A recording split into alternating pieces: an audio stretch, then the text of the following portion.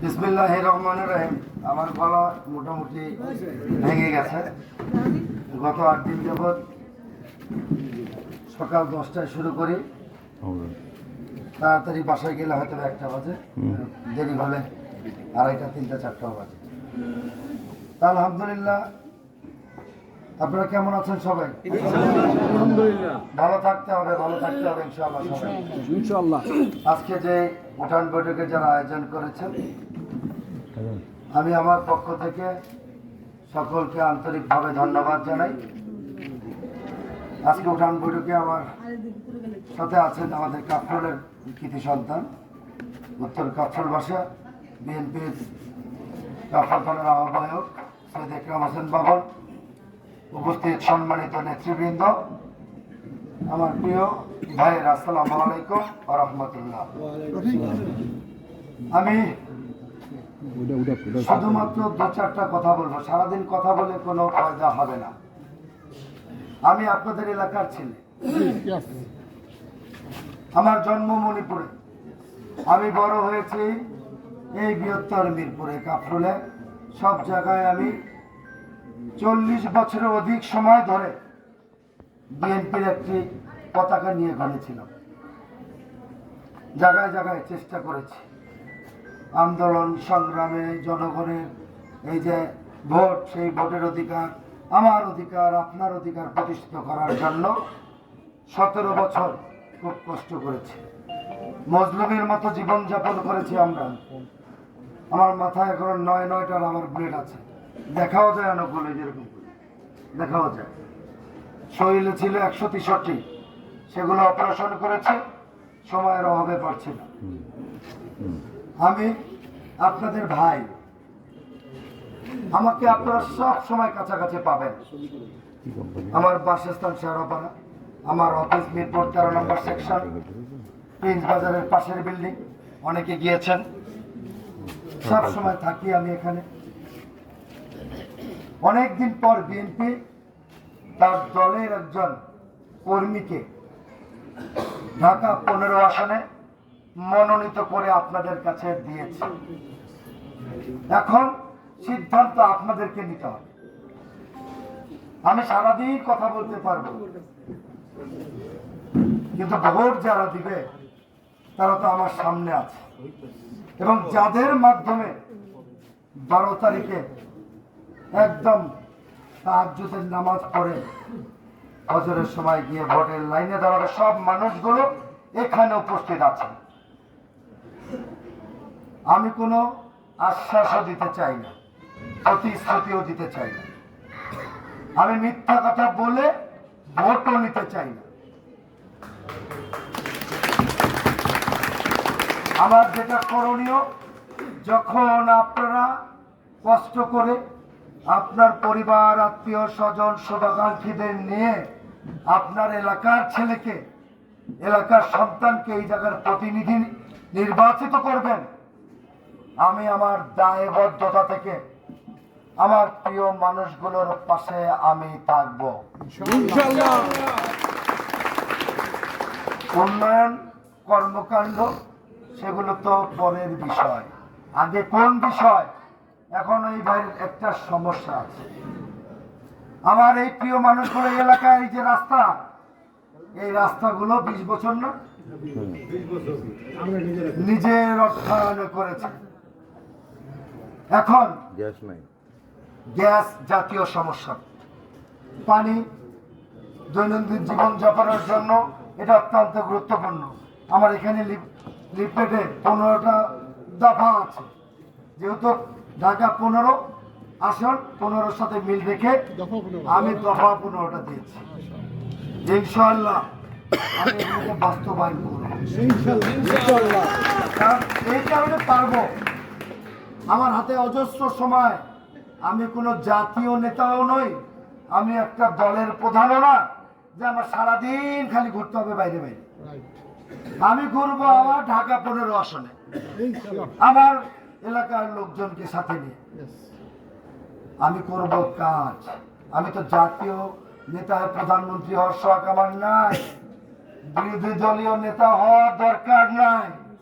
আমার দরকার আমার মানুষগুলোর, প্রিয় মানুষগুলোর প্রতিনিধি হিসাবে আমি তাদের পাশে থাকা। রাস্তার নামকরণের কথা বলেছেন, 12 তারিখ পার করে আমাকে একটু সহযোগিতা করেন, আপনাদের সাথে বসে আলাপ আলোচনা করে নাম ঠিক করে আমরা একটা অনুমোদন দিয়ে দেবেন ইনশাআল্লাহ। জলাবদ্ধতা হয় না অনেক? জলাবদ্ধতা আছে, আমি 1 নম্বরে দিয়েছি। 2 নম্বরে আধুনিক কবরস্থান নাই, পারিবারিক কবরস্থান আছে, খেলার মাঠ নাই, বিনোদন কেন্দ্র নাই। আমি দিয়েছি আধুনিক সরকারি হসপিটাল করবো, আল্লাহ যদি আমাকে পাঠিয়ে রাখে ইনশাআল্লাহ। 250 শয্যা বিশিষ্ট, 500 পারমাণু বোমা। আমি বলবো না আমারে ভোট দেন, দিলে ডাইরেক্ট জান্নাত। আমি কথা বলতে পারবো না। কারা বলে এগুলো? কারা বলে? তাদেরকে চিনে রাখতে হবে। কেউ যদি বলে আল্লাহ সিদ্ধান্ত নিয়ে ফেলছে, এবার আমাদেরকে ক্ষমতায় নিবে, আল্লাহ সিদ্ধান্ত নিলে তার বান্দা কি টেলিফোনে কথা বলে নাকি? হ্যাঁ, এদেরকে উচিত আপনাদের সামাজিক ভাবে একটু তাদেরকে বয়কট করা। এতদিন বহুত ইয়ে করছে, ক্ষমতায় চলেই গেছে একদম। তার একটা আমাদের দেশে আসছে, একদম ফিউজ হয়ে গেছে, পুরো ফিউজ, চলে না এটা। আজকে দেখলাম আমার অফিস থেকে একটু দূরেও নাকি উনি একটা অফিস বানাইছে, আমি জানতাম না। দিদি হঠাৎ করে আসতেছি, দেখি আমাদের নেতা জনাব তারেক রহমান যেই বাসে সফর করে এরকম একটা বাস। আমি বললাম আমার নেতা এই জায়গায় আসলো, আমি জানলাম না, কেমন কথা। যেন দূরে রয়েছে, আবার গাড়ির জানলা খুলে দেখি লোক নাই 100, সাংবাদিক আছে 50টা। আমি যে আমার নেতা এখানে আসলে তো এটা হওয়ার কথা, এখানে লোক হবে 10 লাখ, এটা আবার কে? পরে দেখি গাড়ির ভিতরে বসা এরকম করে, এরকম এরকম ওনার চেহারা দেখি। আমি শিখার যে কোনো শেষ নাই, ছোটদের কাছে যেতে শিখতে হয়, এটা আজকে দেখলাম মুরব্বী শিখছে, অনুকরণ করলো আর কি, বুঝতে পারছেন তো? তার মানে কি আমার নেতা সঠিক পথে আছে, এইভাবে না করে ওইভাবে করছে। পরে আবার ফেসবুকে দেখি সবাই লিখছে তার নাম কফিকুর রহমান, শফিকুরের জায়গায় কফিকুর রহমান, কপি করছে তো, এর জন্য ছেলেরা ট্রল করতেছে কফিকুর রহমান। পরে আমি আবার বললাম ভাই উনি তো করতেই পারে, কফিকুর লেখার দরকারটা না ভাই, কপি করছে তো আগে কই আছে। এখন একটা জিনিস বাকি আছে, সেটা হলো ব্লু জিন্স প্যান্ট আর সাদা শার্ট পরলেই তারা কেমন হয়ে যাবে, ঠিক আছে? এখন বুঝতে নাকি? তার মানে আমরা রাইট পথে আছি, ঠিক আছে? শুধুমাত্র আপনাদের দায়িত্ব নির্বাচনের এই কয়দিন আপনাদের মাধ্যমে আত্মীয় স্বজন, শুভাকাঙ্ক্ষী, পরিবার যারা যেখানে আছে, ঢাকা 15 আসনের বাইরেও যদি থাকে, 17 আসনে তারেক রহমান নির্বাচন করছে, সেখানে আমাদের সহযোগিতা করবে। 8ম দিনে গণসংযোগ করেছি, বিশ্বাস করবেন আপনারা অনেকে ছিলেন, বারান্দা, বেলকনি, ছাদ, রাস্তাঘাট সবাই এরকম করে ধানের শীষে ইনশাআল্লাহ। শুধুমাত্র ভোট দিয়ে ভোট কেন্দ্রের সামনে একটু রাত্রে কষ্ট করেন সবাই, একদম কম হলো ডিফারেন্স হবে 1 লক্ষের অধিক মিনিমাম। এমনি বাংলায় দেয় মাপ, তারপরে আবার ডিজিটাল চলে আসছে, বুঝেন না? ওইটাতে এমনি জ্বলে, একদিকে দিলে একদিকে বাড়ে কমে, বিশ্বাস নাই মানুষ। মহিলাদের বলে 5 ঘন্টা চাকরি করাবে, কোনো মানুষ 5 ঘন্টা চাকরি করলে গার্মেন্টস চলবে? 3 ঘন্টা বসায় বেতন দিবে? মোনাফেক, বেঈমান, লোগো থেকে আল্লাহর নাম বাইর করে দিয়েছে। সর্বশেষ আপনাদেরকে সচেতন থাকতে হবে। আগে দেখবেন কারা বাসায় আছে, ভোটার আইডি চায়, এনআইডি চায়, মোবাইল নাম্বার চায়, বিকাশ নাম্বার চায়। সৎ লোকের নাকি শাসন চায়, আবার অসৎ লোকের কাজ করে। এটা কি সৎ লোকের কাজ? আমার ভোটার আইডি আমি কেন দিব ভাই? আমার সরকারি কাজ, ব্যবসা বাণিজ্য ছাড়া আমি কেন দেব? আমার কাছে বিকাশ নাম্বার চাই, চাইলে দিয়ে দিবেন, নিয়ে নিবেন, কোনো সমস্যা নেই। কাজের সময় কাজ করে দিবেন। ওনাদের ইসলামিক দল ওনারা বলে, কয়দিন আগে বলছে সরিয়ে আইন করবে, বলছে না? আপনাদের কয়দিন কি বলছে, এখন কি বলে? তার মানিটা কি? ওনারা কি চায়? চায়টা কি ওনারা? এইগুলি সবাইকে বলবেন। দশ কিন্তু হয়ে গেছে, হয়েছে না? ওরা আমাকে যখন বিএনপি প্রার্থী দিল, দামই দেয় না আমার। এখন কোন জায়গায় প্রোগ্রাম করলে আমার পারমিশন নেই। 2বার হয়ে গেছে তো বহিরাগত, এখন বাবা আমার একটু অনেক প্রোগ্রাম করে সহযোগিতা করো। হ্যাঁ, না করেন। কালকে নাকি ফলপুর দিতে গেছে আমি সাহেব, আপনাদের এখানে আসছিল মনে হয়, গেছে যাওয়ার পরে হ্যাঁ এখান থেকে গিয়ে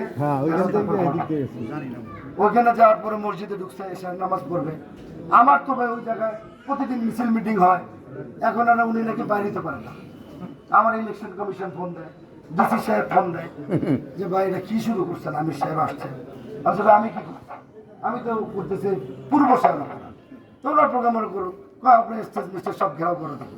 আমি ওনার কত বাহাদুরি, দলের প্রধান, হ্যাঁ ওনার কর্মীরা কি করে ভাই? তো আপনার কর্মীরা তো রাস্তা বন্ধ করে মিছিল করতেছে। আমি মিছিল করলে রাস্তা বন্ধ হতেই পারে, তাই ভাই অনুরোধ প্লিজ ওনার একটু, উনি 1 ঘন্টা হয়ে গেছে বাইরে যেতে পারতেছে। আমি তাহলে আমার লোকটা কি মিছিল মিটিং করবে না? না, সেটা করবে, একটু বের হইতে দেন। সেটা বলা যায়, আমি নিজে থেকে তাকে বের করে দিচ্ছি।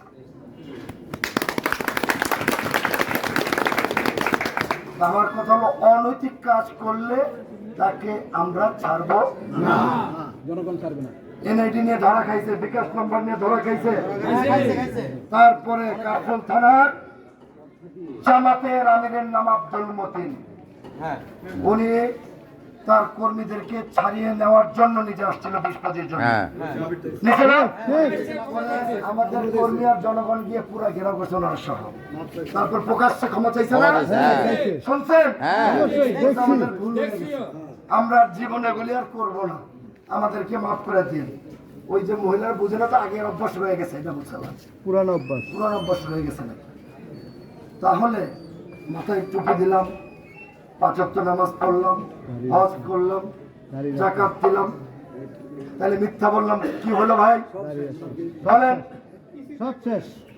আমি তো এত ইসলাম সম্বন্ধে জানি না, তাহলে তো আলেম হয়ে যেতাম। আমি আপনাদের মাধ্যমে একটা প্রশ্ন করি, ওনাদের দলে কয়টা আলেম আছে? সব জাসদের নেতা সামনে কাতারে।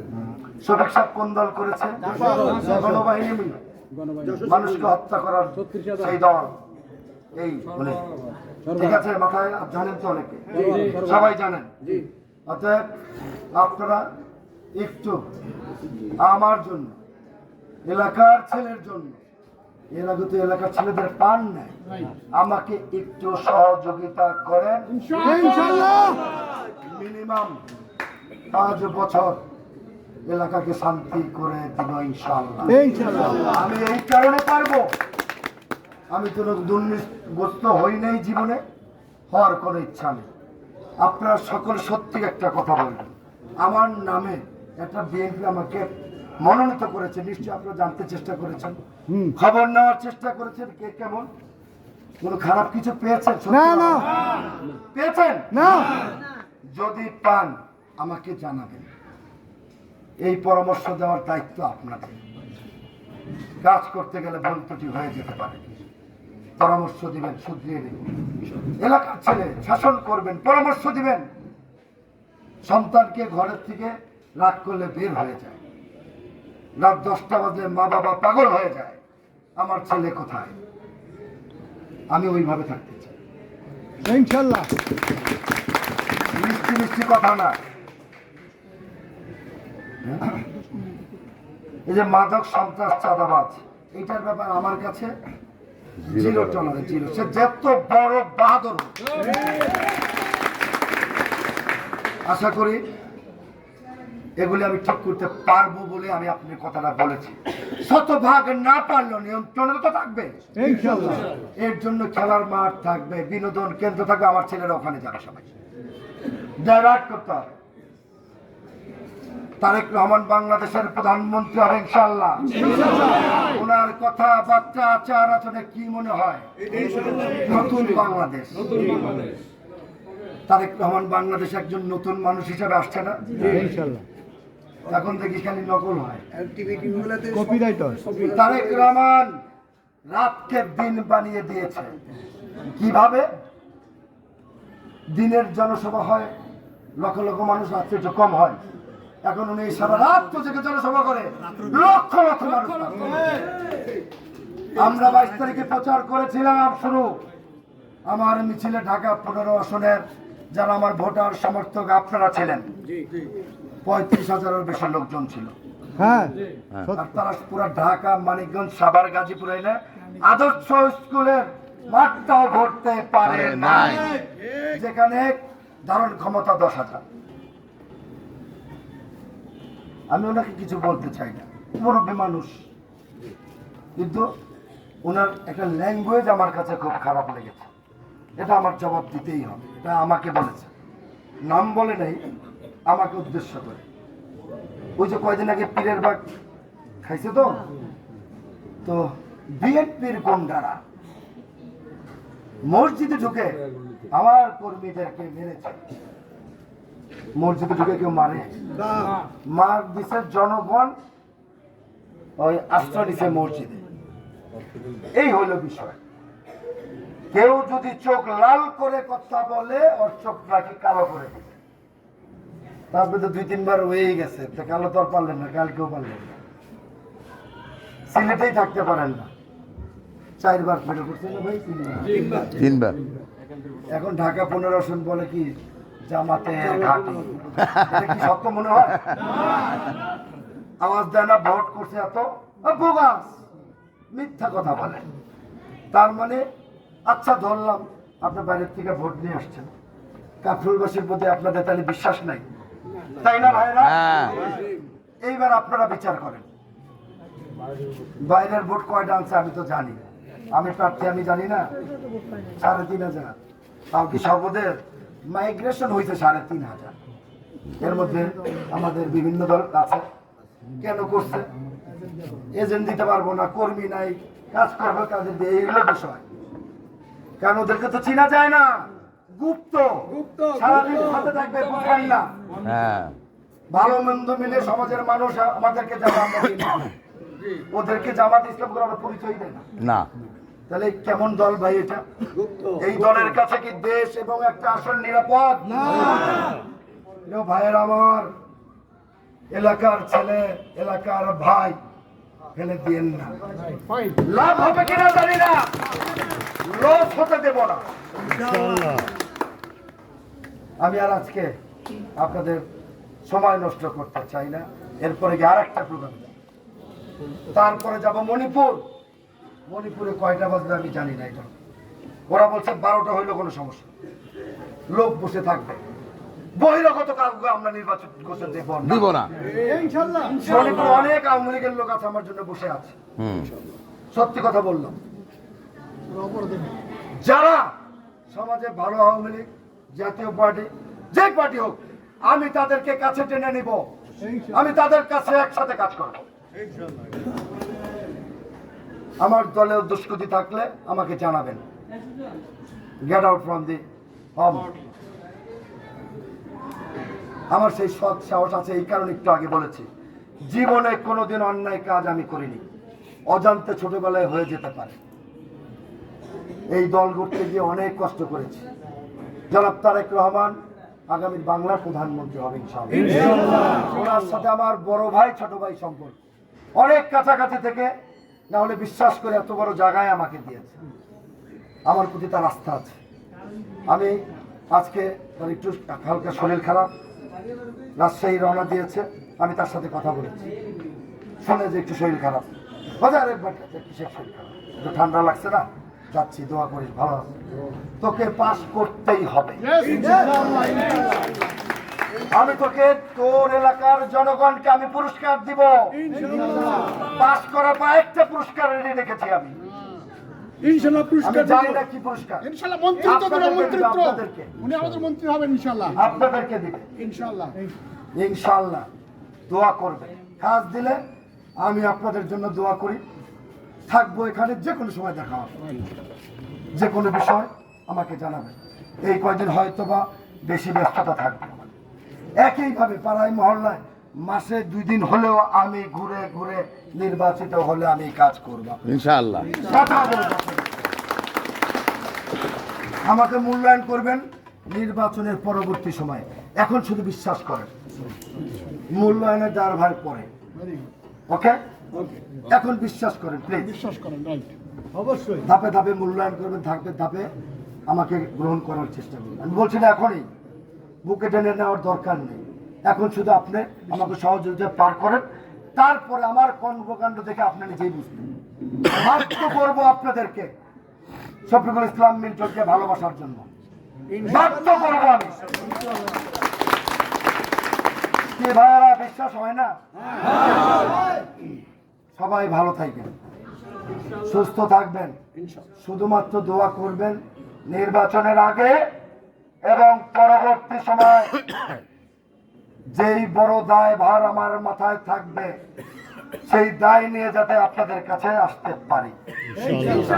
এর জন্য স্বাস্থ্য সবল সুস্থ ভাবে আমাকে থাকতে হবে, পাশাপাশি আপনাদেরকেও থাকতে হবে। সর্বশেষ কথা, এলাকার কাজ করব, নির্বাচিত হলে সাথে আপনাদেরকে রাখবো। এই এলাকার সকল মানুষকে নিয়ে উন্নয়ন কমিটি করব, দলমত নির্বিশেষে সেখানে সবাই থাকবে। শুধু বিএনপির 2 জন দিয়ে কমিটি করব, এইটা শফিকুল ইসলাম মিল্টন জীবনেও করব না। এটা ভাবার কোনো কারণ নেই, এটা আমি বলেই গেলাম। আমার নেতৃবৃন্দ তো থাকবে। প্রায়োরিটি বেসিসে এলাকার গণ্যমান্য ব্যক্তি বর্গরা থাকবে, মহিলা বোনেরাও থাকবে প্রতিনিধি হিসাবে। এমন সমাজ গঠন করব যাতে আমার প্রিয় ভাইয়েরা কাপফুলের বাইরে মতিঝিলে গিয়ে বলতে পারে, আমি এমন একটা এমপি পাইছি ভাই, আমাদের আর কোনো দুঃখ নাই। আমি এই কথা শুনতে চাই ইনশাআল্লাহ। এমপি হওয়ার পর চেয়ারে অনেকের ভালো হয়েছে, এসি রুমে থাকে, অফিস থাকে গুলশানে, বনানীতে। আমার দরকার নেই, আমি এখানেই থাকি। আল্লাহর রহমতে এখন যেভাবে আছে ভবিষ্যতে এইভাবে চলতে গেলে আল্লাহর কাছে হাজার শুকরিয়া। মানুষের 1 কোটি টাকা ইনকামের কোনো দরকার নেই, 1 মাসে দরকার আছে? আমার যা আছে, আমার একটা ছেলে, আপনাদের দোয়া, সে এখন পাইলট, ক্যাপ্টেন, মাস গেলে 8-10 লাখ টাকা তো বেতন পায়। আমার ছোটখাটো ব্যবসা আছে, এটা দিয়ে বহুত ভালোভাবে চলি। এর চেয়ে বেশি আমার দরকারই নেই। অবৈধ টাকা পয়সা যতদিন আপনার বেঁচে আছে, যা আমার জীবনে শুনবেন না। বৈধ যদি 5 টাকা হয়, এটা তো আমি করবই, এটা তো কোনো আপত্তি আছে কেউ? অবৈধ 5 কোটি থাকলেও আমি শফিকুল ইসলাম মিল্টন ওইটার ধারের কাছে যাব না। এই যে আকরাম বাবুল আমার বন্ধু, কাপুর থানা বিএনপির, ও আমার গতকালকে বলছে, দোস্ত আমার তো তোমার নির্বাচনে সহযোগিতা করার দরকার। আমি তো দোস্ত লাগলে আমি বলবো। জিজ্ঞাসা করেন বলছে কিনা। অনেকে বলে, ধন্যবাদ বলি, এখন পর্যন্ত চালিয়ে যাচ্ছে। যখন পারবো না স্যালেন্ডার করবো, অসুবিধা কি? যে আমি পারতেছি না, তোর একটু কর। এটা তো দোষের কিছু না। নির্বাচন করার জন্য সেই ক্ষমতা, অ্যাবিলিটি আমার আছে। হয়তো বা বিভিআইপি লোক তো একটু হয়তো বা ওনার কারণে একটু খরচ হতে পারে। আমি আচরণ বিধি মেনেই করছি, এর বাইরে না। আমি কাউকে 2 টাকা দিইও না। আমাকে ভালোবেসে আমার কর্মীরা, আমার সমর্থকরা কাজ করে। সবাই ভালো থাকবেন, সুস্থ থাকবেন। আসসালামু আলাইকুম ওয়া রাহমাতুল্লাহ।